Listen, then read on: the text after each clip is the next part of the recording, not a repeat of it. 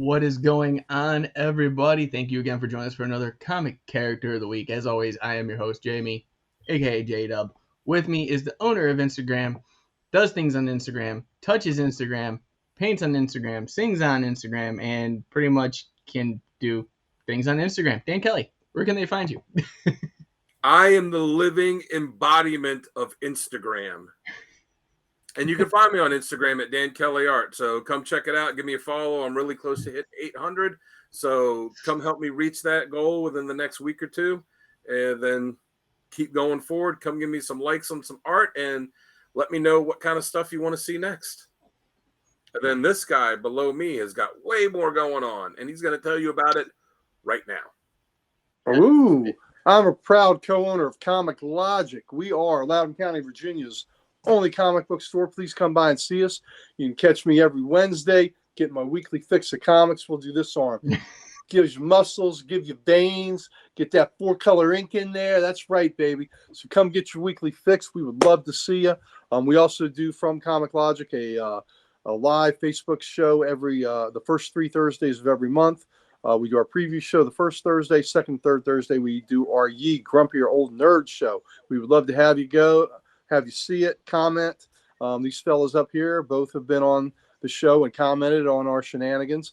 Also, we are all 3 part of the Comic Character of the Day site. That was founded by our good buddy and also a Codex team member here, Archduke Kevy. And that's how we all pretty much are acquainted. And on that site, we post nothing but comic goodness. I do the cover of the day under the name Opie Taylor. Dan right there does our random panel of the day or question of the day. And Jamie is always watching the site to make sure that we are on track. He's got eyes on us to make sure the train does not get derailed. And besides being an excellent engineer, he is also a master builder because he built this station and laid the cornerstone for what you're watching now, the founder of Codex, Mr. J-Dub. Thank you for that. I love when you give me the intro. It gets me hyped up just like a pregame. But yeah, before we get into the business, I just want to throw a shout out to Sal and his wife. Happy birthday to both of you. I know it's a couple different days apart, but again, happy birthday. And if you want to find him, you can find him over at Sal's Comic Corner on YouTube and the Slab Guy 77 on Instagram for all your slab goodness. He's got one out there for everybody and he does great unboxing videos. So you guys should go check that out. But you know what you should check out when you guys got some free time after the show today? Check out the CodexStation.com. It's your one-stop shop for everything Codex. Get the merch, meet the team, let us know what you like, don't like, and find all of our socials so that way you don't miss out on any of the content that we are putting out for you, which is a lot. So don't miss out. So there's no excuses. You can find us. I promise. And lastly, we are on all the socials, and all you have to do is type in the Codex Station, and that's where you will find us. J-Dub, can I give a shout out too, real quick? So the day after tomorrow is November 11th, and that is Veterans Day. So I want to say to all our veterans out there, thank you from my heart, and I appreciate everything y'all have done to make sure that we can live and thrive in this great country, and we couldn't have done it without your sacrifice and with what you've given up. And that this goes to all our veterans all the way back to the inception of this country. So you guys are the reason that we can enjoy this lifestyle that we do. Thank you for your service. Thank you for your sacrifice, and you are respected and you are loved by us. So I just wanted to say that. Yes, that was well put, Uncle Gary. So thank you for that. All right, but let's get into some comic character of the week, shall we? And this week is who, Dan, and what's their origin? Plastic Man, the first super stretchy character we've done on here. So his first appearance was in August 1941 in Police Comics #1, created by writer and artist Jack Cole. And do you know who else had their first appearance in that book, Police Comics #1? I'm sure Uncle Gary does. Kind of a name that's kind of like an apparition, right? Three somewhat well-known DC characters that had their first appearance in that book as well. I don't like this anymore. I think they were quizzing me. It would be Human Bomb, Firebrand, and Phantom Lady. I know Human Bomb. That's the one. So his origin is he was his name is Eel O'Brien. He was a safecracker that was part of a burglary ring. And when they were pulling a job one night at a place called Crawford Chemical Works, with him and his 3 fellow gang members, they were surprised by the night watchman. When they were trying to make their escape, Eel was shot and he fell into this vat of chemicals.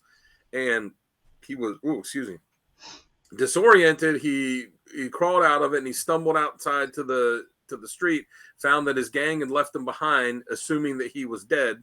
So he wandered around and he passed out at the base of a mountain near the city.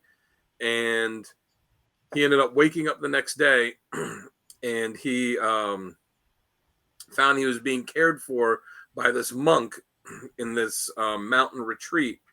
And thanks to the kindness of the monk that he showed him, and then when the police came looking for him and the monk, said, no, he's not here, and then realizing how his gang had abandoned him, he decided to give up crime and become a hero. So he found he had these stretching powers from the chemicals. So he used that to disguise his face to be Plastic Man, but he kept up his life as Eel O'Brien so that he could use it to spy on the criminal underworld and gain info on them to then use against them. And as far as his powers go, it's in the name. It's Plastic Man. So he has complete control over his molecular structure, and he can stretch his body and alter his body however he wants. He's impervious to physical harm. He's impervious to telepathic attacks. He's able to regenerate missing or damaged pieces of himself.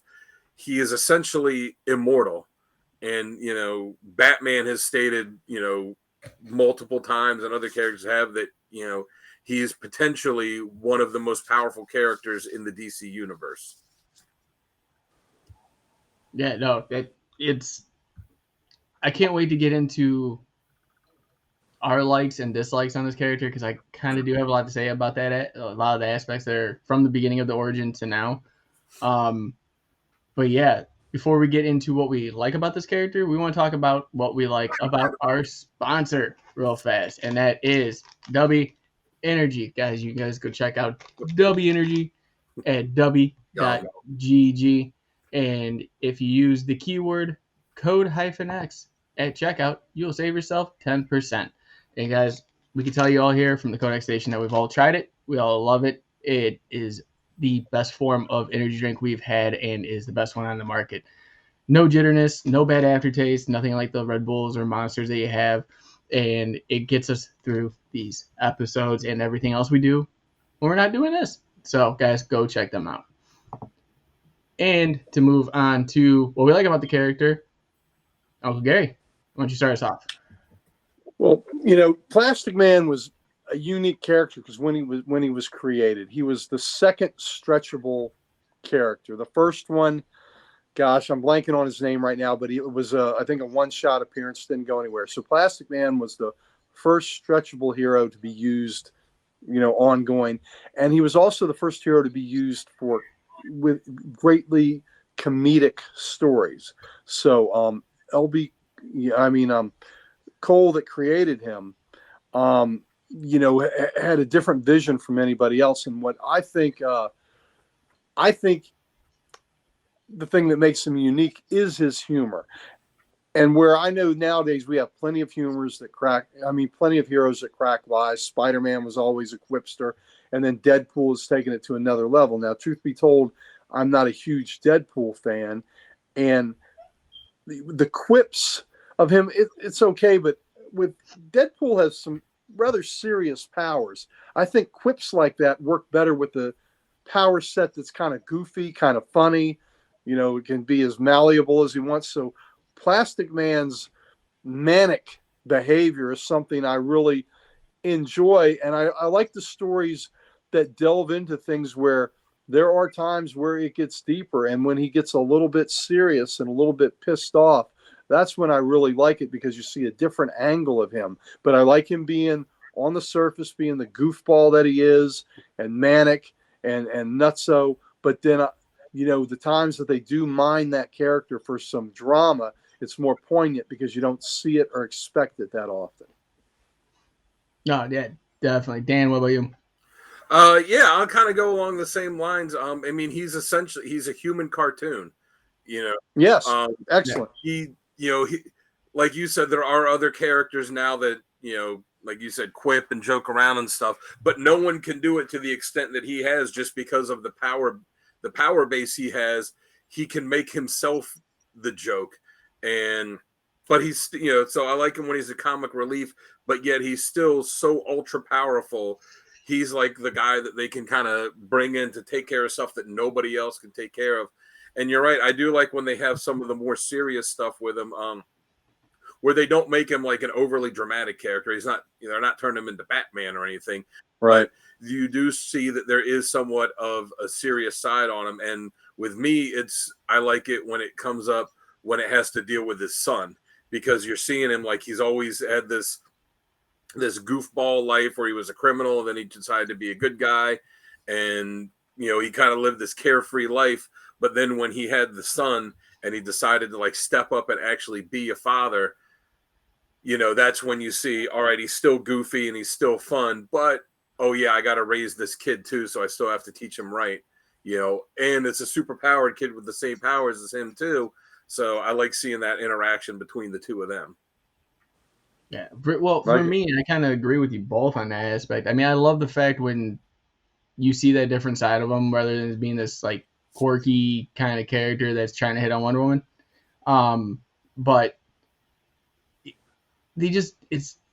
I love when they utilize him as powerful, like his shape shifting ability, his ability to, like, just, he takes it to a new standard when it comes to the elongated superhero.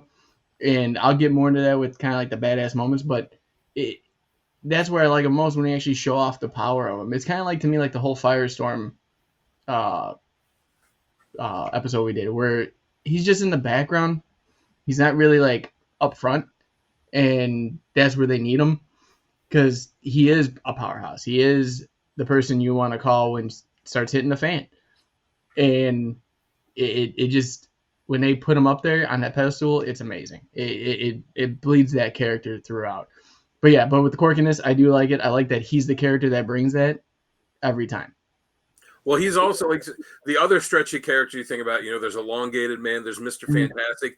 They really just use their powers to stretch, or like, oh, I'll like wrap myself around someone or that. Like, but they really just use their powers for that. Whereas Plastic Man is like, yeah, I do that, but like Gary has in the figure there, but I can also turn my fist into a hammer. I can like turn myself into a bulldozer. Like the way they have him utilize his powers is so much more advanced than anyone else that has that similar type of power set. Agreed. Yeah, no, it definitely, to me, that is the character that I want on my team if I'm picking a roster out. It's interesting how the personalities are so different between the other guys you mentioned. Reed Richards, genius. Mm-hmm. Ralph Dibny, detective. In many circles, he's considered, for a while there, or a long time, he was considered the second best detective in the DC universe after Batman. And then, of course, Plastic Man, his personality is just total madcap. So it's interesting that those three stretchable heroes have, such diverse personalities. Yeah, they're unique in their own way. And you don't want someone that's like copy and paste. Right. When you're trying to make the character. So. And we're talking about copy and paste, for anyone out there whose exposure to Elongated Man is from the Flash TV show, that is not how Elongated Man is in the comics. The way they did him in the Flash TV show is really more of a combination of him and Plastic Man than he is the way Elongated Man is in the books. Yes. Very true. Yep. But let's get into some of these badass moments that I kind of brought up earlier. And to start that list, Dan, why don't you give us your top 3 badass moments? All right, so for number 1, I'm gonna have to go with it's an alternate universe type book. It's Deceased Dead Planet issue. So when they're trying to fight against the anti-life equation, they have to go to this castle and do something. And they send the the Mystic characters are still around Shadow Pact. So it's like Zatanna and Blue Devil and, you know, some of them. So they go to this castle and they see it and they're like, oh, there's this moat of blood that's around the castle. Like Detective Chimp's one of them. Is then as they're getting closer, like, I don't think that's blood. And then it comes alive and alive considering they're dead. And it's Plastic Man that is in this moat, and he just murders them in the most gruesome way, like Zatanna, Blue Devil. It's absolutely gruesome. They always gotta do my boy dirty like that. It's it's terrifying when you see, you know, exactly what he could do with his powers if he was just, you know, like this zombie. And it's really, like I said, gruesome and terrifying, I think, are the best two adjectives I can describe it. Just read it, and it's nightmare fuel. The second one I have is from the JLA storyline, Trial by Fire, when Martian Manhunter, he gets over his fear of fire, but what that does is it unlocks this kind of hidden thing in him that was buried by his species, where he becomes this monster. And because he's so ultra powerful, he just essentially takes out the Justice League. Essentially, he's getting ready to take out the world.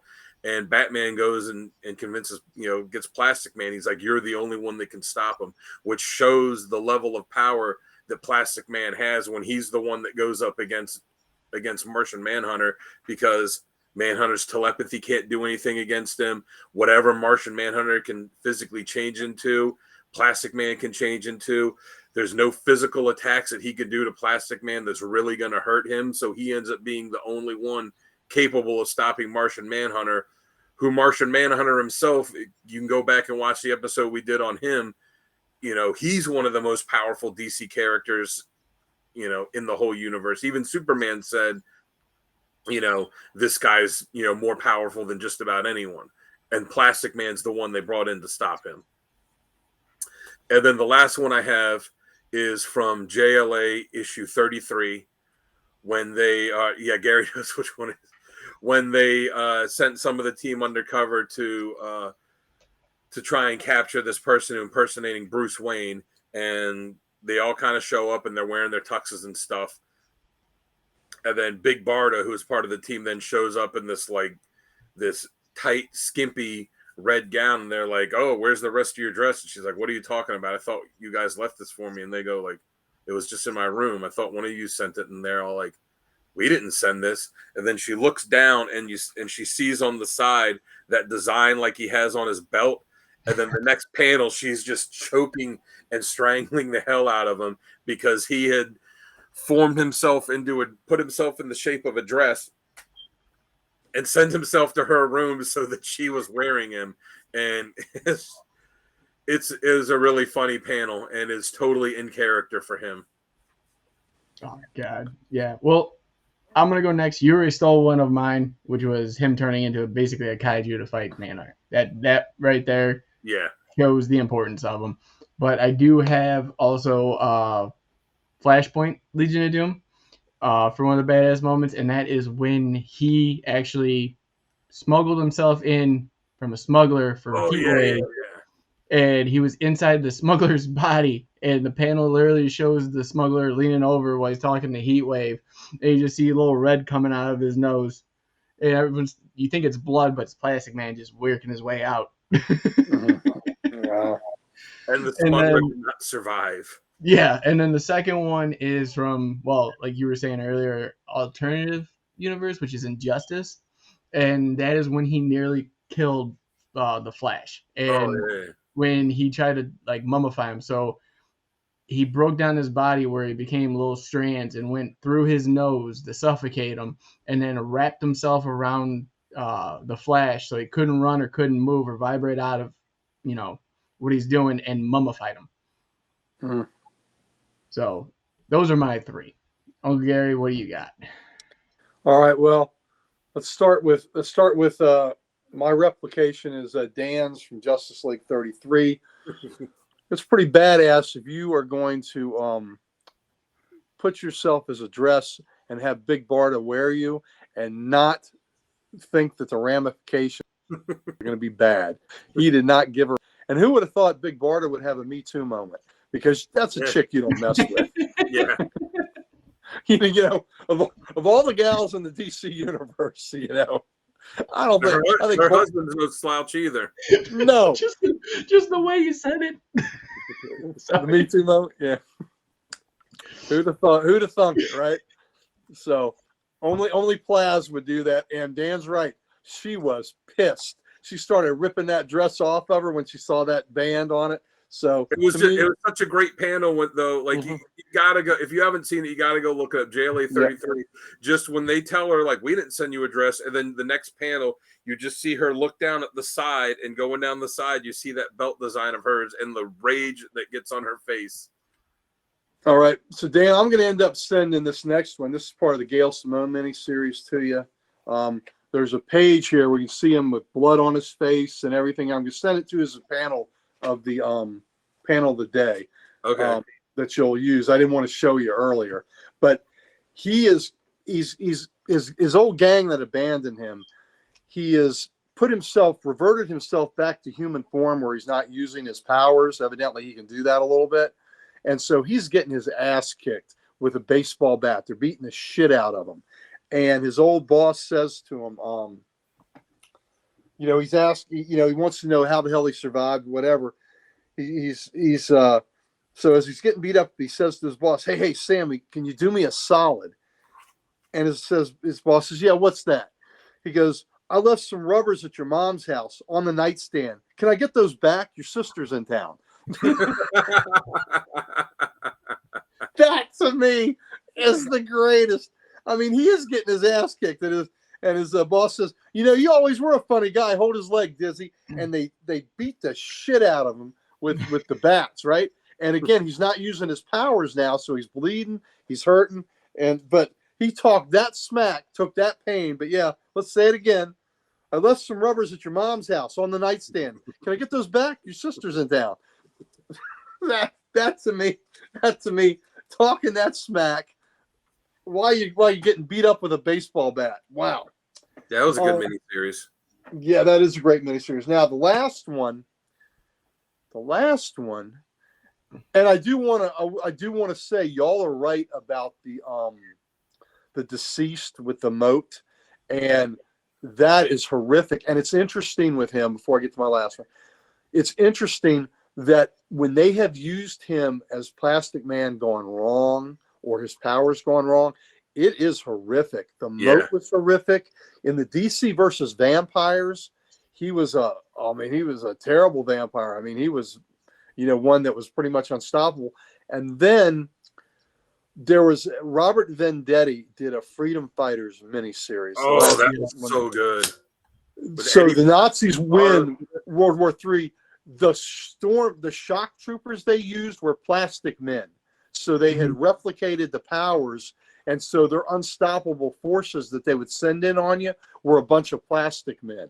So that's pretty indicative of how fearsome the character is. So my last badass moment is just words, just a few words. Tower of Babel. All right. I assume we know that storyline. The JLA is taken down by all these measures that take out each of the members. And you find out that Batman has made these protocols to take down his fellow JLA members in case they go rogue. Ra's al Ghul has gotten into the Batcave and he has stolen these protocols. He wasn't looking for them expressly, but he found them and he has used them. And Plastic Man, was horrifically damaged by these protocols and taken out of action, just like all the rest of the JLA was. Well, when everything gets righted again and they beat Ra's and the team is back again, there's a vote to expel Batman, whether or not Batman will remain in the league. Wonder Woman's voted against him. Aquaman has voted against him.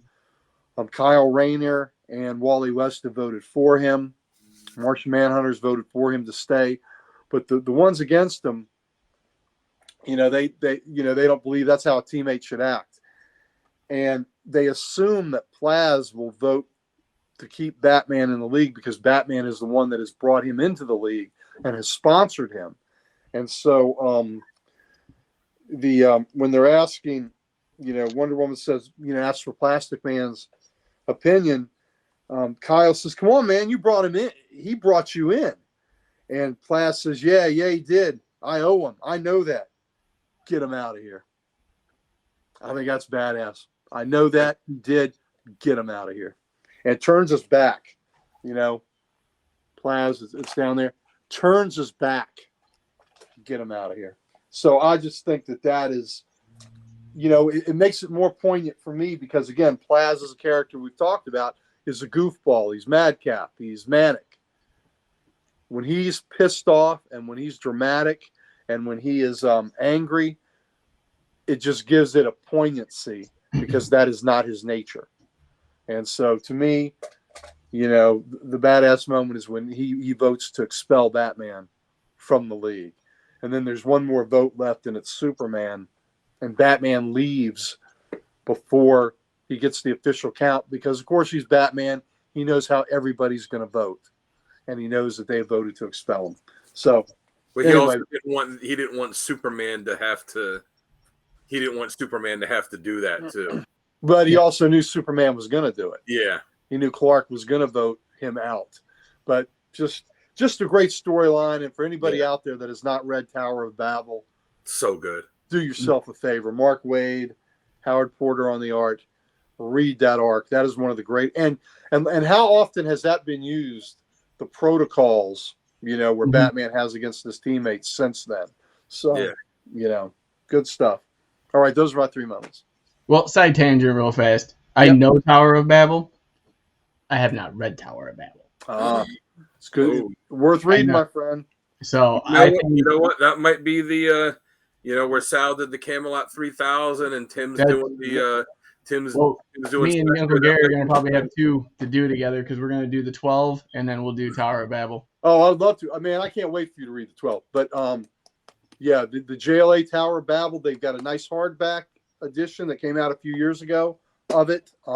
There's a trade that goes back further, but this hardback edition is probably still in print. This is a great book. This is a great book, as Dan can attest. I think it was 4. It was 4 issues, so it's not like a super long one. Yeah, but it's fantastic. All right. Well, we're gonna move on from that and go to our dislikes, critiques, and why this character sucks in some points. And I'll start this one off, especially for Plastic Man. And I really do hate the fact that Elongated Man gets more attention than Plastic Man. Out of all the Elastic characters that you have, I feel like you don't utilize them. You use Ralph, and to me it makes no sense. And you have a character that can literally shapeshift into anything, and one that just kind of uses himself just to reach and grab things from another room. The light isn't shined on Plastic Man the way it should be. He's always a bad character. He only comes in when people don't think of him, and then they're like, "Oh, he's going to be clutch for this moment." And to me, that's just it's not enough exposure for this powerful character not to be in that light. And I don't get why the writers. I don't know if they don't know how to use them. And Ralph's a better example of using them, where all you do is just kind of like stretch and he's done. But you have so many more elements to that with Plastic Man than Elongated Man, if that makes sense. Yeah, it does. That's my biggest critique, and I don't think it goes with the writers or the artists in that fact. I just think it goes with how do we use this character when we got one right here that's more established. You know what I mean? Where I think they could actually use him in bigger, better ways, in a bigger, better books, and just kind of like, let's just make him, be a towel for somebody. Like, you know what I mean? But Dan, what do you think? I mean, that's kind of my criticism is how he's underutilized. Like you said that, they'll use, and there's nothing wrong with Elongated Man. He's a great character too, but it's a different type of character. Now, like if you're using him in place of Plastic Man, because of his detective skills. Like Gary said, you know, he's Yep. a good fit for that. Back when he was in like the Justice League International and those books, he was a good fit for that because he's, you know, kind of lighthearted and easygoing, but he fit, you know, the overall, you know, group for that book. But yeah, they use him much more than Plastic Man. I mean, Plastic Man's been around for over 80 years. Plastic Man was introduced like 20 years before Elongated Man, and you know, Plastic Man has had his own cartoon. Plastic Man's had his own book, you know, a few times. Hell, they almost made a Plastic Man. I think it was James Gunn almost made a Plastic Man movie with Matthew Lillard a few years ago. So, you know, he's been right there, but he kind of fell into obscurity for a while, and then Grant Morrison, to his credit, realized the potential of the character and brought him back and put him in JLA. And then, you know, with Morrison and then with Wade, you know, he had a good couple years stretch where he was. I saw what you did there. Stretch. Yeah. You know, where he was a much more prominent character for a while and had like his own, you know, got another miniseries and like the Justice League special that they did with him. But yeah, after that JLA series, or even before the JLA series ended, after he left that book, he was kind of in obscurity for a while. You know, he was in when they did the Terrific series, he was part of the team there, but he wasn't really as prominent as when he was in Justice League. And then he's just kind of faded into, you know, some kind of obscurity again since then. And he's such a great character because you've got the comedic side of him, but you also got the fact that he's just so powerful. But his power set too, like for me, if I was a writer, I would love to write him because it seems like he'd be really fun with the kind of stuff that you could write for him to do. And like there almost is no limit on what you can have him do. And it's just disappointing that they choose not to use him that much. What about you, Gary? Well, I will say this. Plastic Man is used a lot more these days than Elongated Man is. You don't even see Elongated Man. Elongated Man also predates Reed Richards. So let's keep that in mind. And then, you know, it's possible Elastic Lad, Jimmy Olsen, might even be predate Elongated Man. I'm not sure. That I have to look up to. But Look that up. Those other characters, especially Elongated Man, you know, Plastic Man, you know, he turns himself into shapes and all these other things. Elongated Man doesn't do that. He just stretches. That's it. Right. You know, so, you know, there's definitely a different power set there. And there's nothing that Plastic Man can do that. I mean, there's nothing Elongated Man can do that Plastic Man can't because it's just basic stretching. But the shapes, Reed Richards can do some of the shapes that Plastic Man has done, but not in the detail or the graphic nature that Plaz does. But did you find out about Elastic Lad? Yep. He Elongated Man first appeared in Flash in 112. Yeah, but Jimmy Olsen as Elongated Lad was 1958. So see the stuff that's in this brain. Useless information. The Hector Hammond of comics, ladies and gentlemen. That just seeps out. What I don't like, though, is that these Elastic heroes, we really don't tap into. You know, we dance around the issues of what their greatest power set is. And just think about this. Why the hell hasn't Sue Storm left Reed for the Fishman name or the Hot Fishman? Why was Sue Dibney so happy in their marriage?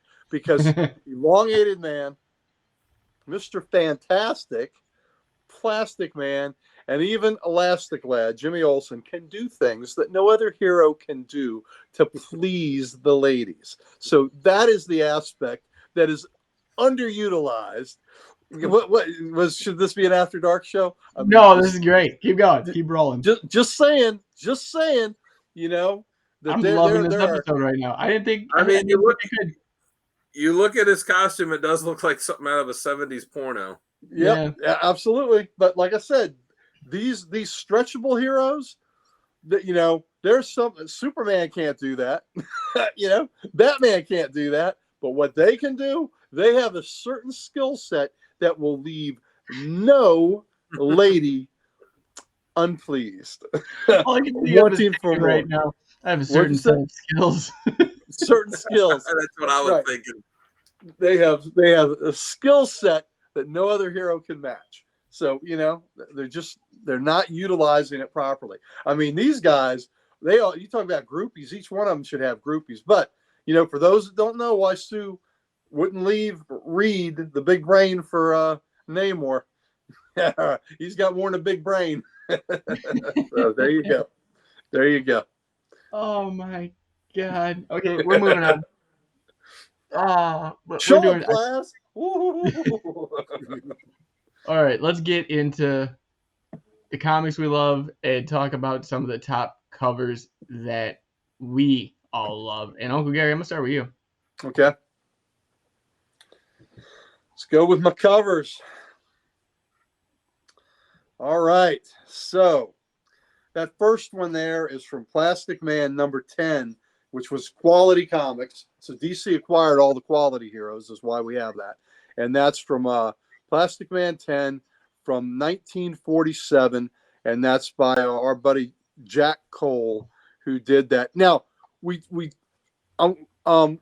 y'all know what happened to Cole? What his life was like? No. Okay, we'll talk about that at the end when we're on screen again. Remind me to tell you about Cole. So anyway, that's Jack Cole, Plastic Man number 10, where he's the whole damn team. He's spread himself wide in his stance to cover the width of that other team. And look, the guys are coming in with baseball bats, crowbars. I think one's got a Tommy gun there. So they're coming at him. But I just think that's a great example of the of the silliness of it, and his little clown partner there. I think that's Woozy Winks. Yeah. So the second one is with the Go-Go checks is Plastic Man number 4, where DC relaunched him in the 60s, and that is Carmine Infantino and Mike Esposito, and I think that's just a great example. I'm always a sucker for the Go-Go checkbooks anyway, but it's just a great example of the ridiculous things that Plaz can do. And I like the fella in there. Let's get out of here fast, Lefty, before Big Mouth Plastic Man shows up and Lefty's driving Plastic Man. So it's just so ridiculous, so crazy. And there's an example. That's nothing that Elongated Man, Reed Richards, or Elastic Lad, could do. So just good stuff.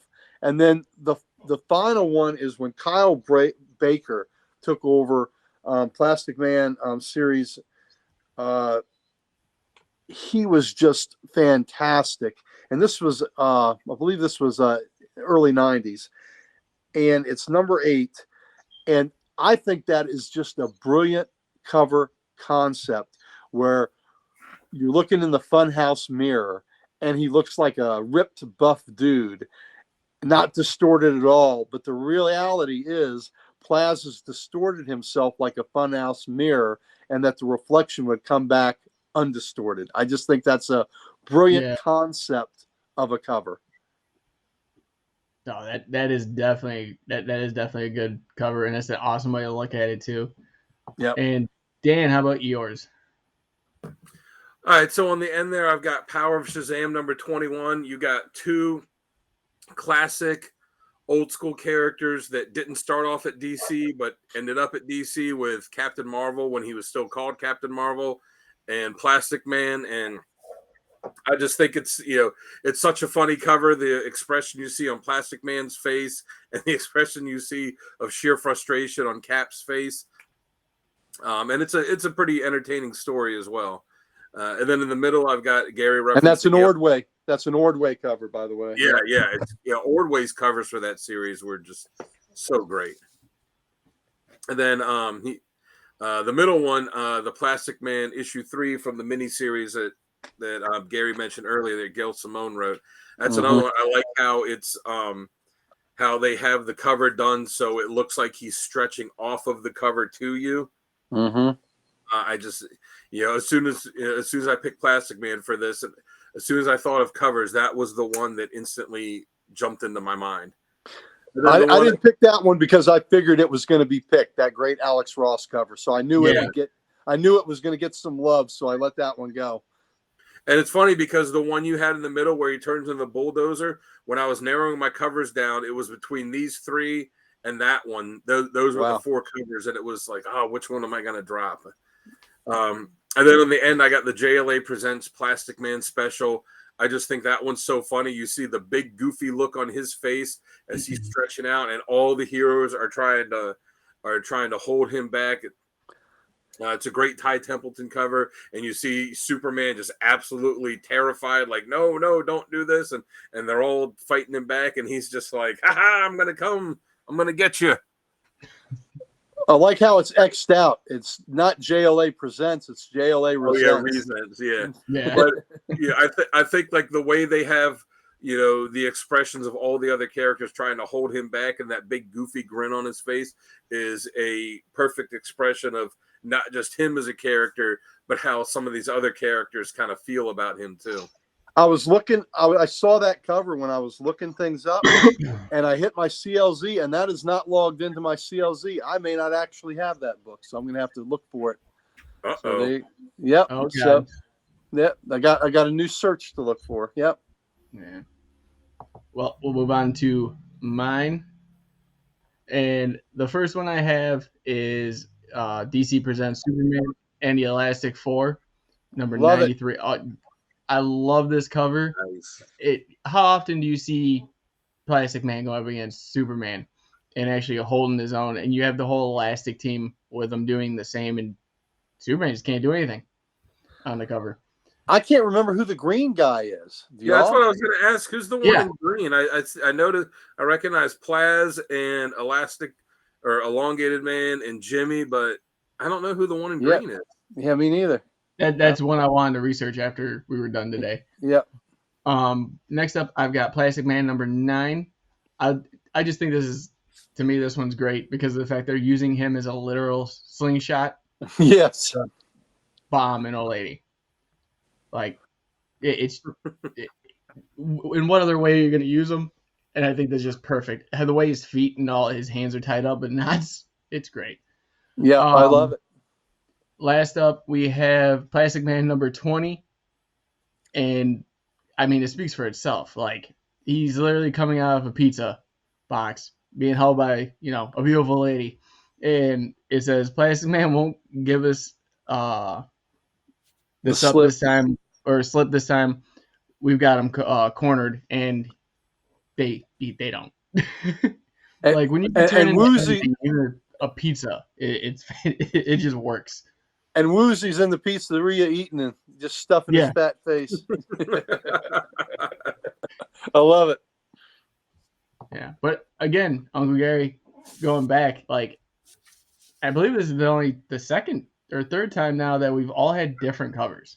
Yeah, I'm glad it worked out that way, especially with me and you, Dan, because the Ross one, I hated to leave it off, but I was fairly certain that would be used, and the fact that by leaving it off, I put in the steam, or the bulldozer cover, and that's one that you barely left off. So that's kind of funny. It worked out for the right way. Yeah, it did. Like I said, that one I had them on my phone for like 3 or 4 days, and I would just keep looking at them, and I was like, I don't know which one. Like I said, the Alex Ross one, I knew that had to be one because that was the first one that popped into my head because I was I even have it here because I was reading that series.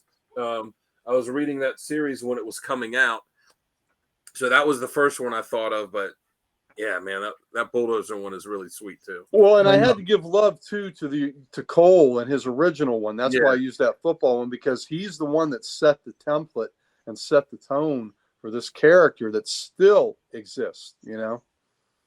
Yeah, the funny thing is that I wanted to use the Ross photo, but I ended up using the Ross one for our thumbnail. So I was like, do I use it as thumbnail and post it, or do I just use it. I think the So, thumbnail is a good choice. Thumbnail is a good choice. Like I said, the thing that stands out to me about that is like, all right, it's cool. It's got this like smoky background. The thing that really drives it home is the way that they had like the letterboxing on it. So it looks like he's actually stretching out off of the cover. That's what pushed it forward. Yeah. Gary, you said you were going to tell us about Cole's life. I know, I don't know about the whole life. I know that, he worked for Playboy for a while too, and that he had a unpleasant end. Yeah, well, that's basically what it was, and at a fairly young age too. Yeah.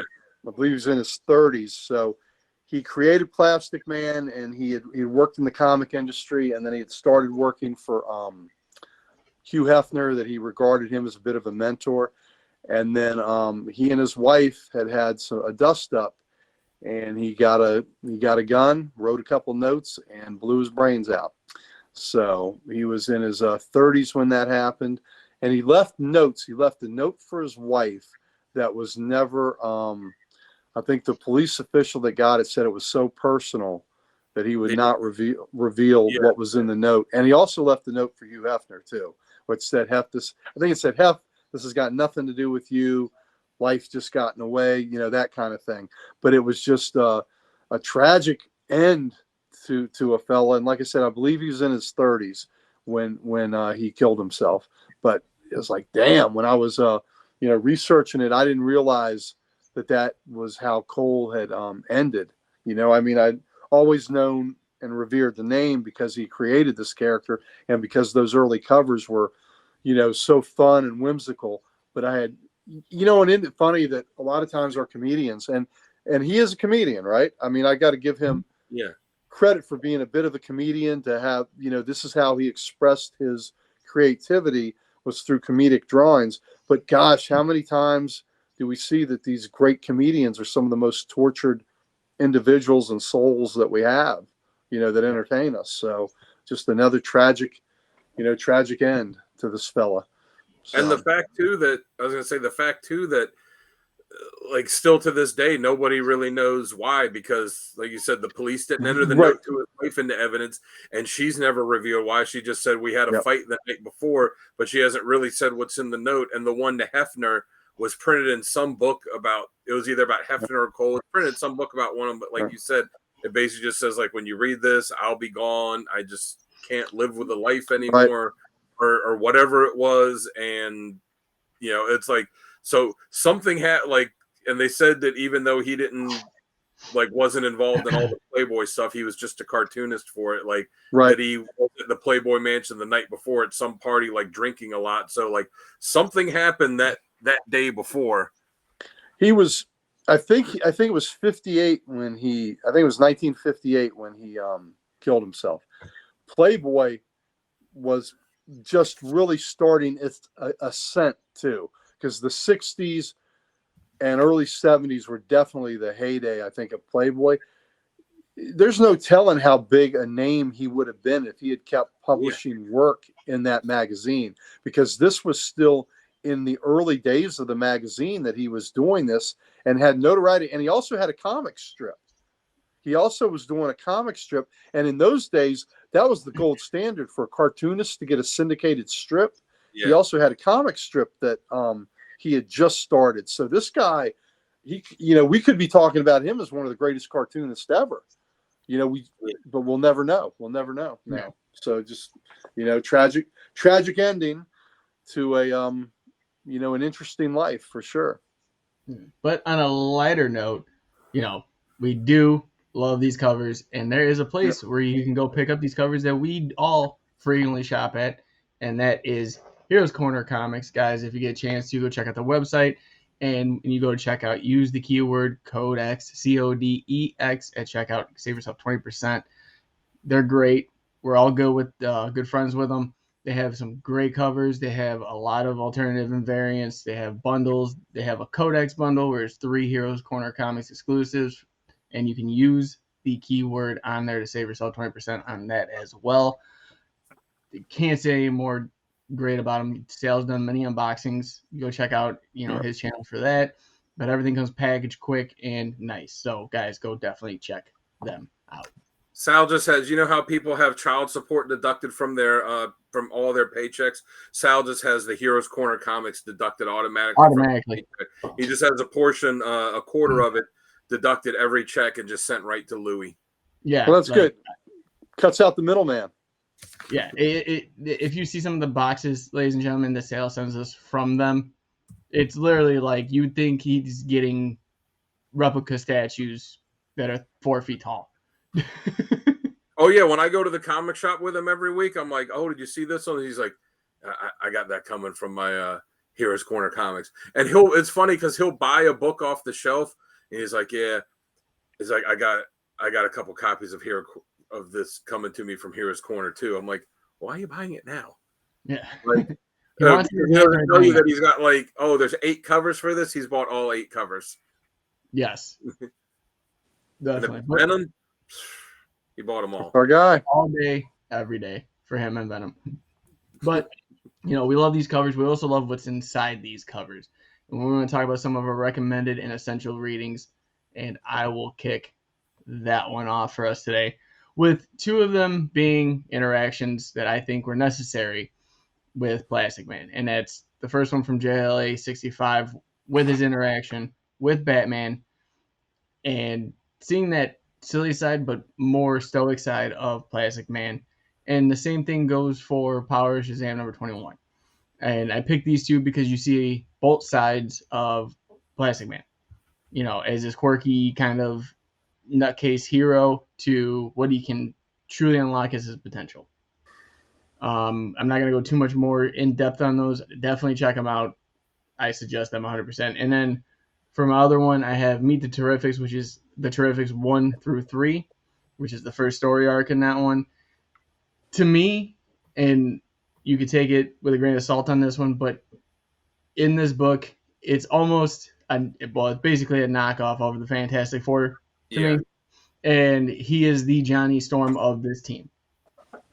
And just the way he is, the way he looks, the way he presents himself, this is true Plastic Man form for me. All 3 of these, I think, are great ways to get into it, the character, if you're definitely starting off. And JLA 65, that's the one with him and Batman and his son, right? Yes. Yes. Yeah, that's a good one. Yes. I don't want to go too much in detail. I like giving people, the viewers, a chance to look them up and decide on their own if they want to see them or not. I give as much information as I possibly can. But Dan, what about you? So I'll start off with Plastic Man 80-page giant. It's something that was published by DC, and it just reprints a lot of his earlier stories. So it's a good it's a good introduction to the character, because you get, his first appearance was in Police Comics, but there were so many, like a lot of comics back then, there were so many different characters in that he doesn't get the whole issue. He only gets, a few pages of it. So you get, to see his first appearance and origin as it was originally presented. You get another story that's like the introduction of his sidekick Woozy, and you get a few other key stories from out his early history that are all reprinted there. So it's a great place to see a lot of that early stuff. The second one I got is the Treasure Hunt Caper. It's from Superman, the second volume of Superman, issue 110, and it's just a lot of fun. It's these two rich people, a brother and sister, that essentially are trying to trick Superman and trick Plastic Man and get them involved in these ridiculous kind of hijinks. And you get some great interaction between Superman and Plastic Man. And like Jamie said, I don't want to give everything away from it, but it's a really fun book. I'm pretty sure it was Jerry Ordway that wrote it. And you can tell how much, all the creators involved, how much they like Plastic Man by the way that they handled him in this book. And then Jamie had the first 3 issues of Terrifics. I just put the whole series on here. Just read the Terrifics. It's 30 issues, so it's not overly long. It was canceled. Like you said, it was basically DC's kind of knockoff Fantastic Four, but it didn't try and hide the fact that it was that either. But it was an interesting group of characters that were put together. Plastic Man really shined in it. It had a lot of stuff with his son in it too, and him kind of raising his son in there. So that was interesting. And the interactions between him and Metamorpho were really funny too. Like you said, it was, and it was clear when it came out that it was, DC's answer to Fantastic Four. And that was clearly their answer to the relationship between the Thing and Human Torch, was him and Metamorpho. But it was really just fantastic. So, like I said, I'd check out the whole series. Definitely do that. I mean, it was a great series to me throughout. Canceled too soon. Very, like most good series. Yeah. Uncle Gary. All right, guys. Well, you know me, I'm going to take this back a little old school. So, let me start. I'm going to start in the middle one there. So I'm going to go back in time. I'm going to go in recent to the oldest. Plastic Man Volume 4, 1 through 6 is this great Gail Simone miniseries. It was fun. Dan's evidently has read it too. It's fun. The art is great, but it's written by Gail Simone, and Adriano Mello did the pencils, and Kelly Fitzpatrick did the inking. It's just a fun series, full of personality, full of humor, full of charm. So I recommend that. And it's a fairly recent book within the past, I don't know, 6-7 years. So yeah. Plastic Man Volume 4, number 1 through 6. So then we're going to go to Plastic Man Volume 3, 1 through 20. This is the entire run of the great Kyle Baker run. Kyle Baker's art here and his storytelling really taps into the spirit of what Jack Cole created with this character. And it's like we saw the Funhouse mirror cover. That's the type of thing you see. Just visual brilliance with the sight gags that Baker has. And it's just fantastic. Plays right into what I think the charm of this character is. So the Kyle Baker volumes, they've been collected in several different formats.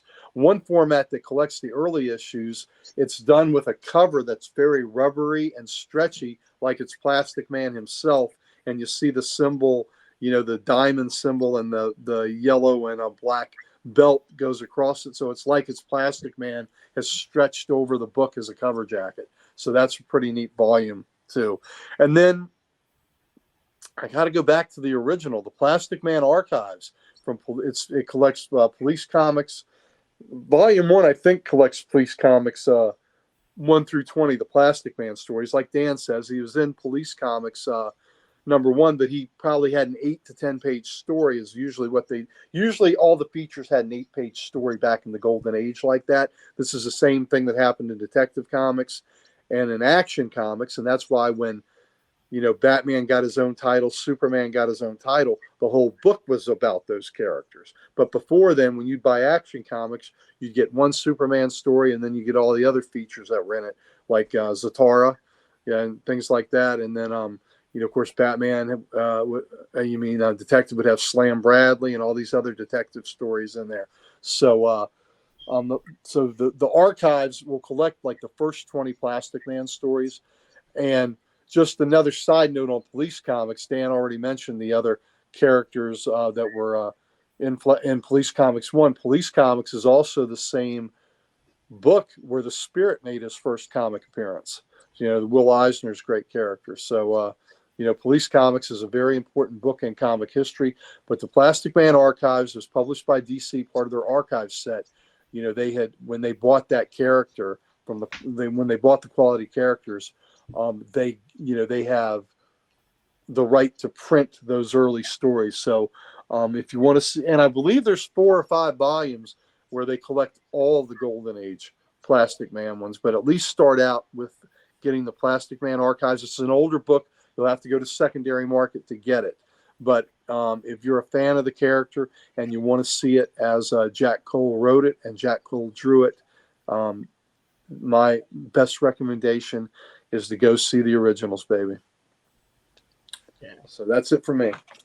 Well, definitely great picks. again, all the way around. Some great recommended readings for Plastic Man, I gotta say, altogether.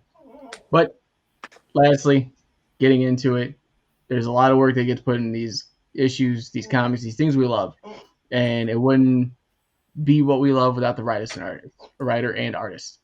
I think I put those two words together. So we're gonna talk about our favorite writer and artist combo, and to kick that one off, let's start with Dan. All right. I had a trouble picking the writer because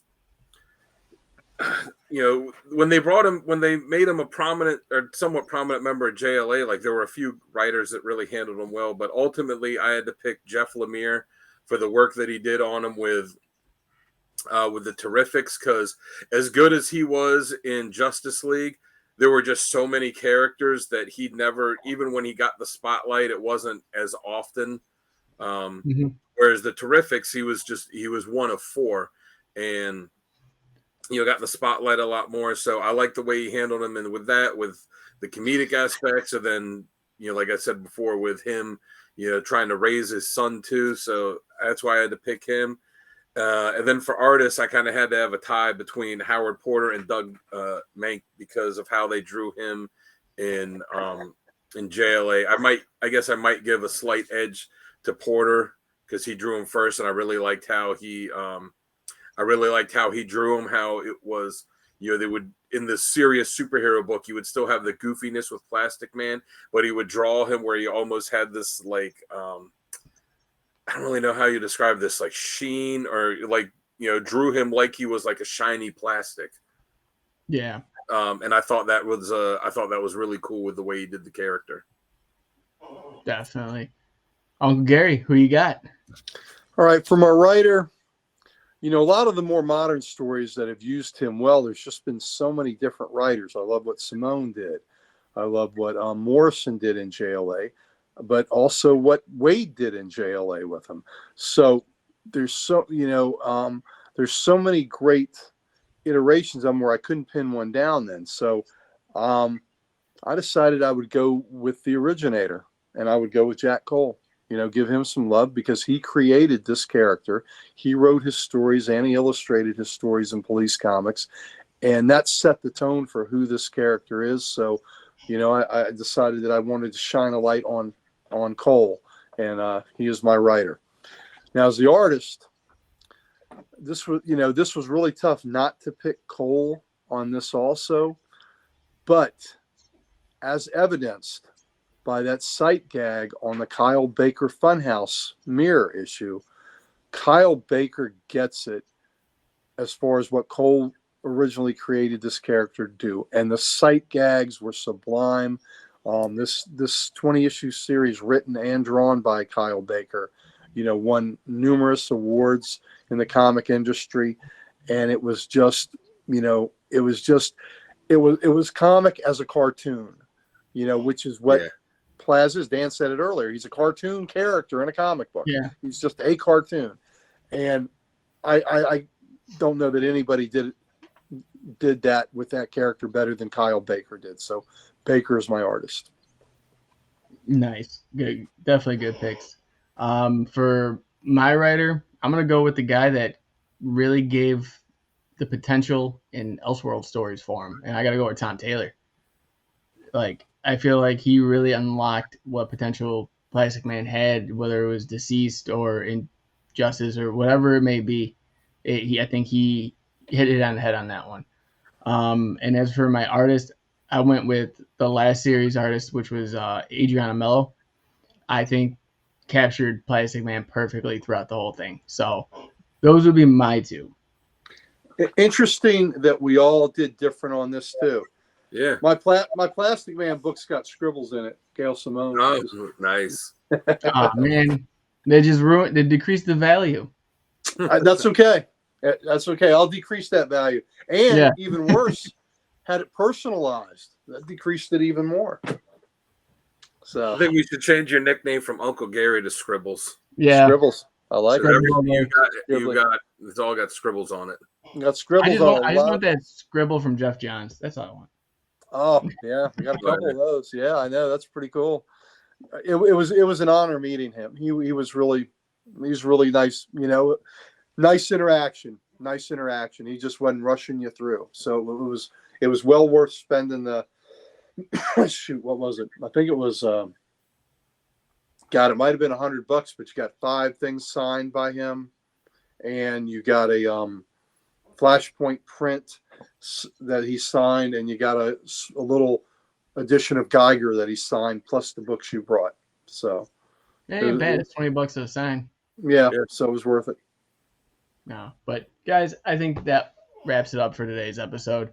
I think this is the first episode where everyone had something different on all occasions. Yeah, I think there was a tiny bit of overlap on the recommended reading, but the writer and artist were all different. The covers were all different. Yeah, I think that was really, really a first. And I didn't go with the whole series for Terrifics. I just went through 1 through 3. So, well, we give people options, right? Yeah, and it's good that we're not cookie cutter. And it's really disappointing to me too. Not just that series ended, because I really enjoyed it, but the way that they ended it, where like the last couple issues, they were like, we're not even going to print them. Like, we're just going to stick them online if you want to read them. Like, come on. Right. But as always, guys, ladies and gentlemen, I am Jamie J Dub. With me, as always, is the guy that does things on Instagram for Instagram likes and shares and subscribes, and he draws things for people when he gets people on Instagram. Dan, where can they find you on Instagram? They can find me at Dan Kelly Art. So, like I said, I'm close to 800. So go give me a follow and drop some comments and let me know what you think of what I'm posting and what else you'd like to see. I'm always open to ideas and stuff to draw or songs to sing. Right. And Uncle Gary, the Ric Flair of comics in the comic library. Tell everyone where you can find you. Before I do that, I want to echo, Dan. Buy smart from Dan. I've got Dan's work in my library. I think you'd like to have it in your library too. And once we get Dan to 800, our new program is going to be 1K for DK. So let's get to 800 first. These promos, man. Whew. And what he's going to mention, some of my art is at this place for sale. Yeah, there you go. Oh yeah, Comic Logic. That's right. He's got artwork there for sale. We are Loudoun County, Virginia's only comic book store. I am a proud co-owner of Comic Logic. Please come see us. You can catch me there every Wednesday, getting my comic fill. That builds big muscles when you get your new comics. You lift your stack, you inject the ink in your blood, and you let it pulsate in your brain when you read these things. Get these new comics. So come see us. We would love to have you. We do a Facebook Live show out of Comic Logic every the first 3 Thursdays of every month. First one's our preview show, and then our second and third Thursday we do our Ye Grumpy Old Nerd show, where me and Rob Kalin, our principal owner, and my best friend Mike Harbor, we sit around and we talk about comics, we talk about sports, talk about movies, we talk about events coming up for us, we talk about a lot of old Dan stuff. So you'd like it. These fellows have all participated in it, so we'd love to see you in that chat. And then we all are part of the Comic Character of the Day site, founded by our good buddy Archduke Kevy, and he's the reason that we all even know each other. He was, he set the foundation with that site, and I post covers every day under the name Opie Taylor, random panel of the day, and a question of the day. And Jamie is always watching. He's always watching to see that we are doing a great job, and that we are keeping the production top notch for you. Now, he would know about keeping productions top notch because he is the founder. He is the originator. He is the man with the vision that set forth and saw this channel that could be on the airwaves, that could give us all so much knowledge, gratification. This is his brainchild, the one, the only, the man, J-Dub. You always go from Ric Flair to Ultimate Warrior for me for some reason. It's amazing. I love it every time. I'm just waiting for you to start shaking ropes. But guys, definitely thank you. Obviously, like we said earlier, sale is out right now for his birthday and his wife's birthday as well. So happy birthday to them one more time, and check them out at Sales Comic Corner on YouTube for unboxings and slab festivities. And check them out on the Slab Guy 77 on Instagram. But y'all know what I'm about to say, guys. go check out the CodexStation.com. It's your one-stop shop for everything Codex. Get some merch, meet the team, let us know what you like, don't like. Go find all of our socials on there so you don't miss out on any of the content that we're putting out for you, because it is a lot. And it gives you no reason not to subscribe, like, and share. So go ahead. Go do that. And I just obviously, want to say hi to Sapphire Glade for watching the episode. Sorry we didn't get to. I saw put some comments in, but we didn't get the chance to jump to them. So yeah, sorry about that. Thank you, Adam. Thanks for watching, brother. Yeah, but also check us out at the Codex Station on all of the socials. And ladies and gentlemen, as always, we will see you in the next one.